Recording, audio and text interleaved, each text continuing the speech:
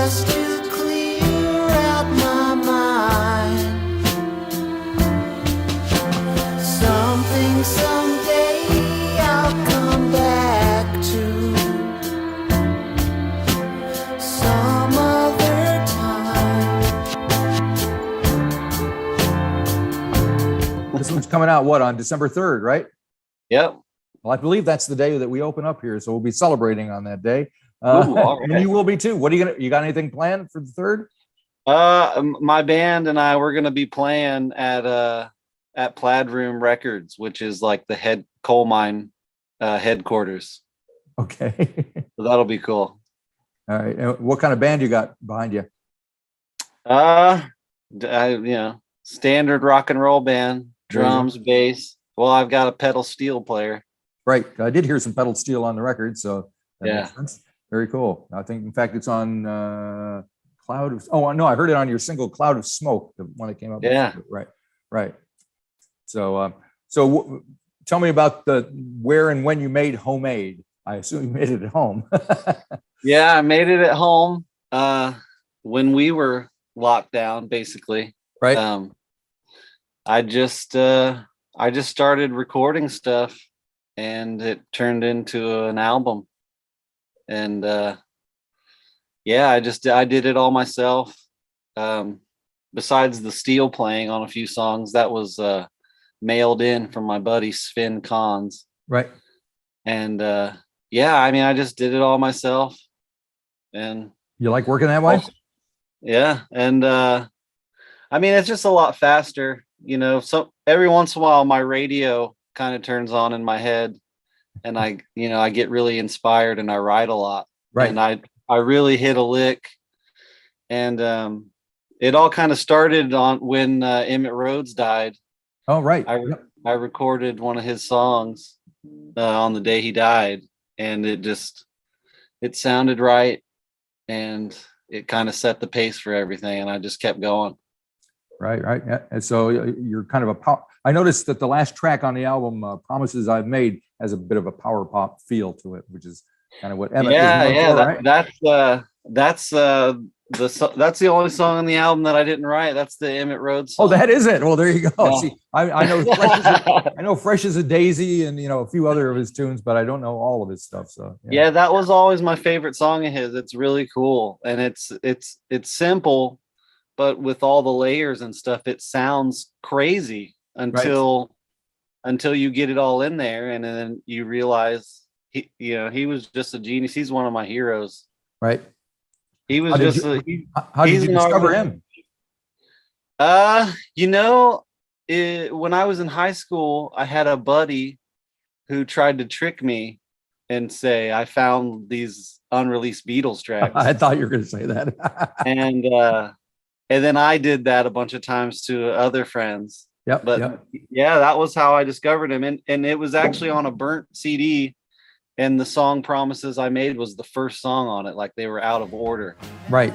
That's just always been my favorite song of his. It's just so good.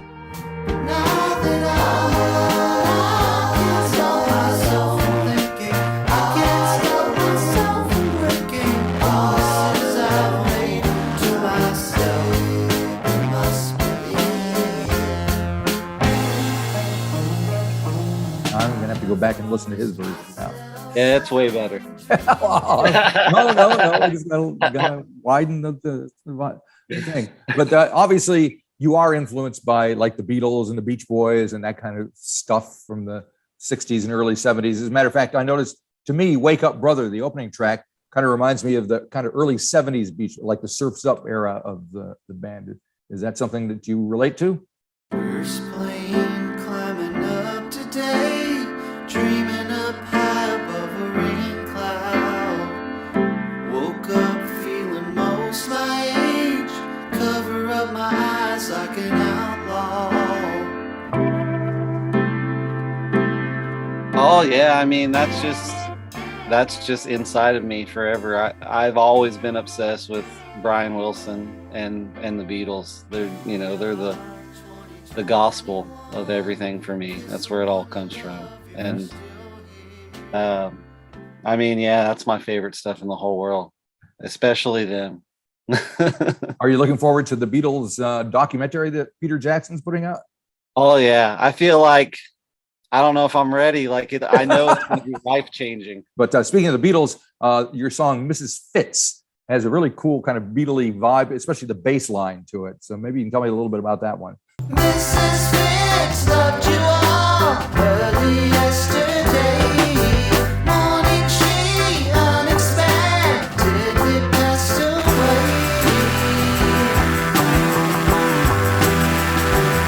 Who's this Mrs. Fitz? Well, fictional person. I just kind of got that line in my head. Early yesterday she passed away, and it's just a song that just kind of poured out. Like I really don't force it, and Right.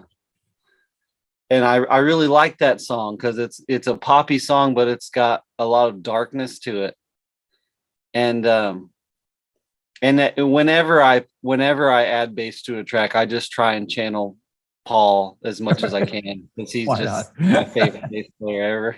Yeah, well, it definitely comes through on that one, no doubt about it. That and also the Jade Bonsai Garden has a kind of obla-dee, obla-da vibe to it. And you also mentioned Pennsylvania and Ohio.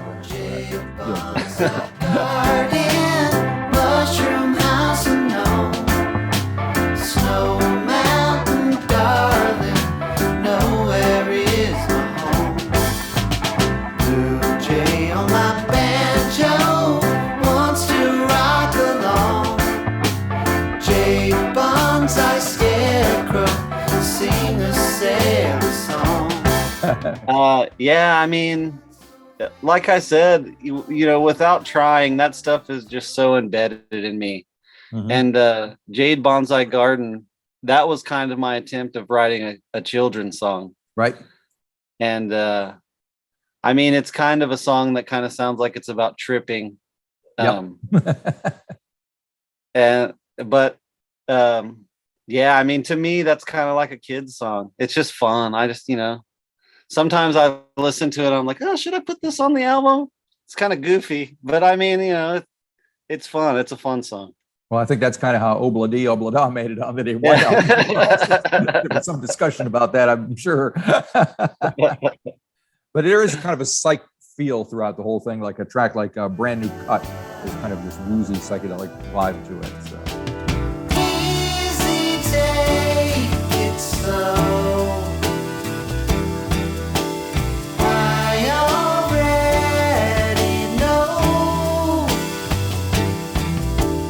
you don't have to go on, please. You don't have to remind me. I know. Yeah, I mean, I've always just really liked that kind of vibe. Like, when you take, just to, I try and keep things vague, and I keep them dark, and I keep it light.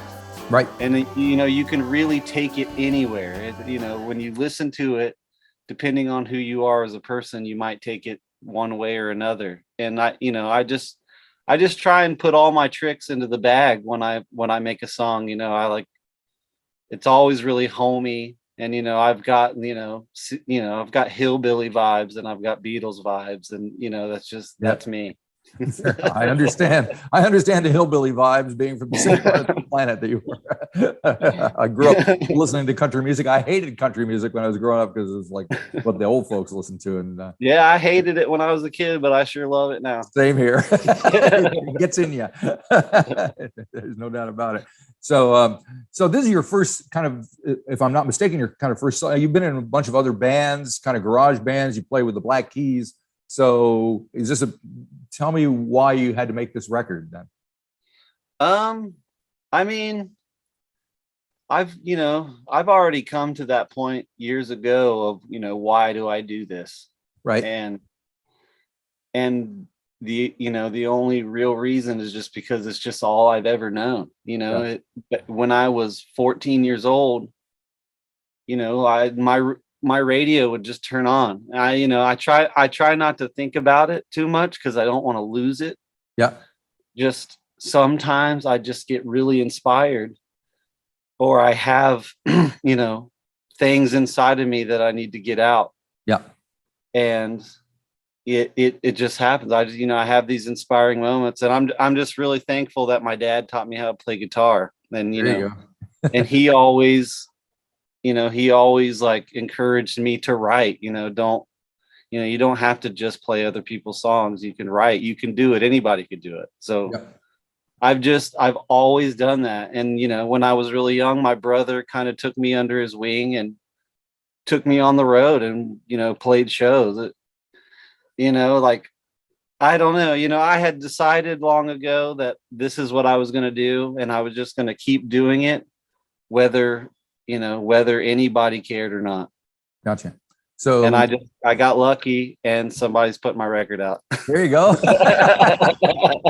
That's all right.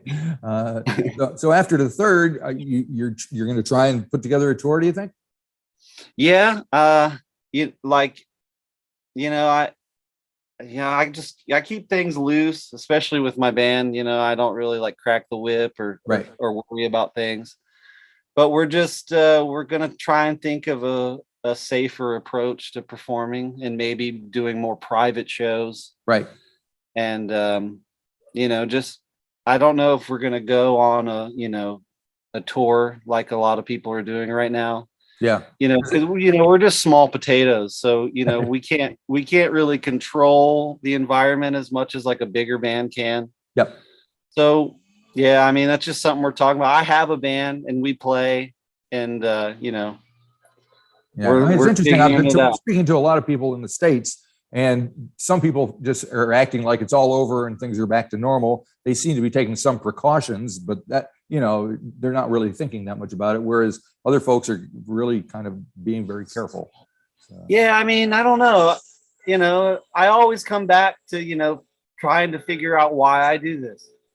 And it's not to have as big of an audience as I can, or to have a giant audience who's never heard me. Yep. I would really love to play for those who would like to see me play. And I'm just trying to figure out a way that I can keep my band safe and I can keep other people comfortable. Yep. And just, it's almost like, it's not that it's a bad thing the way things are. In a way, it's a good thing, because you can make things a lot more special. Right. And that's what I want to try and do, is figure out ways to do performances that'll be really special and that'll last forever. Is it difficult to reproduce what you've done on this record on stage? Yeah, but kind of like I said, with my band, I like to keep things loose, and right. I play everything on the album, so it's kind of got my flavor on it. Yep. But, the players in my band, I really encourage them to put their own flavor and vibe into things. So it is kind of a little bit different. It's a little bit more loud. But, it's always vocal driven, and it's always like psyche and a tad bit hillbilly sounding. So. All right. All right. And are you still doing anything with the keys, with the Black Keys? Do you play with them when they tour, or I don't know what? Yeah. They have some things in the works. I think we're going to be doing some stuff next summer. Right. And then, I see those guys from time to time. I work with Dan a lot in his studio, with him and artists that he does. And he's always got stuff cooking, and Pat's always got stuff cooking. And just, from time to time, me and my brother, we get that notice that it's time to do it. And we're always ready. We're like me and my brother, we call it the rock and roll reserves. Like we're on reserve. We're waiting to be called to duty. Right. Because it must be weird. You're doing your own thing, which is very kind of small and intimate and DIY-ish. And then suddenly you're doing this big major, big stadium kind of shows thing. Yeah. It took a minute to kind of, take all that in with those guys. Yeah. But, I've known them since I was 16, and it's just really cool. It's almost like, we just get to experience that with them. There's not as much pressure on the guys in the back. And so it's a lot of fun. It's a completely different thing. And I'm so grateful that I've been able to experience it, because it's like, top of the food chain, rock Yeah, and roll. And, definitely. one time I heard Pat describe it as like superhero type shit. And that is what it is. It's like, it's just insane. It's so cool. And, I'll keep playing with those guys as long as they'll have me. It's Sure. it's the funnest thing in the world. And I love those guys so much, like brothers. Yeah. They're from Ohio as well. So there you go.